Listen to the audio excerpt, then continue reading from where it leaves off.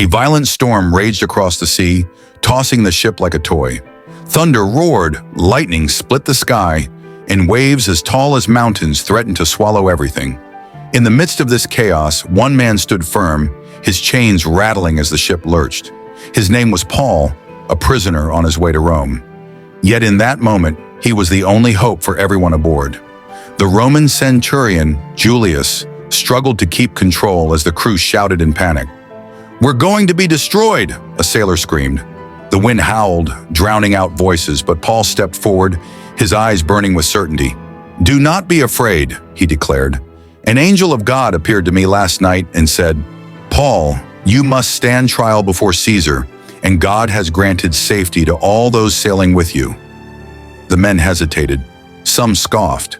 Others, desperate for any sign of hope, clung to his words. Could a prisoner truly hold the key to their survival? The storm continued to rage, but Paul's unwavering faith became a beacon in the darkness. The crew, though still doubtful, clung to his words as the winds howled like an angry beast. For 14 days and nights, they were tossed across the Adriatic Sea, lost and starving. Hope was nearly gone, until the morning of the 15th day.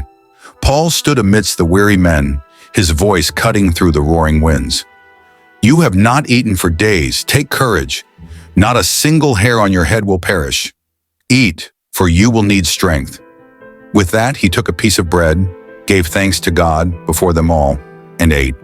A strange calm settled over the ship as the men followed his lead.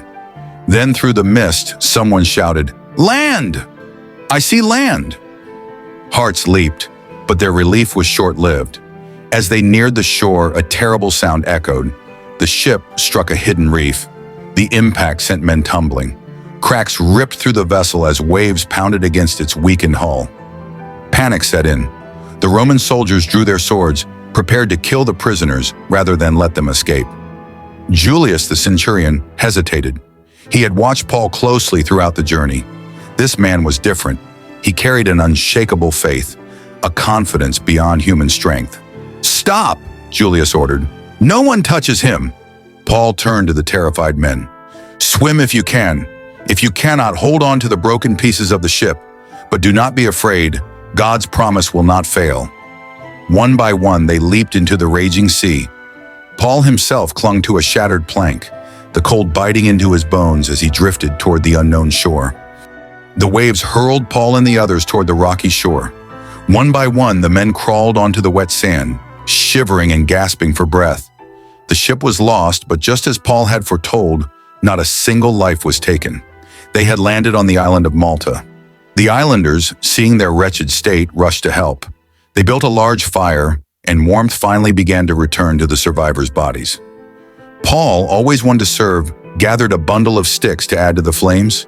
But as he placed the wood onto the fire, something deadly happened. A venomous viper, driven out by the heat, shot out and sank its fangs deep into Paul's hand. A gasp ran through the crowd. The islanders recoiled in fear. "He must be a murderer," they whispered among themselves. "He survived the sea, but justice has not let him live." The snake hung from Paul's hand, its fangs buried in his flesh. The Romans stared, expecting him to scream in pain, to collapse, to die. But Paul simply shook the snake off into the fire. The people watched in stunned silence. Moments passed, then minutes. Paul stood unharmed. His face was calm, unshaken. The poison had no effect. Whispers turned into awe. The islanders' fear transformed into something else. Belief. "He is not a criminal," they murmured. "This man is surely touched by the divine." Before long, word of Paul spread across the island, reaching the chief Publius, whose father lay sick with fever and dysentery. Desperate, Publius invited Paul to his home. Paul placed his hands upon the dying man and prayed. Instantly, the sickness left him. News of the miracle swept through Malta. The sick and suffering came in droves, and Paul healed them all. The islanders, once strangers, now saw him as a messenger of God. When the time came to leave, they provided Paul and the survivors with everything they needed for the journey ahead. As Paul sailed away, his heart was full. The shipwreck that should have meant death had instead led to faith, healing, and salvation. Sometimes the greatest storms in life do not destroy us, they reveal our true purpose.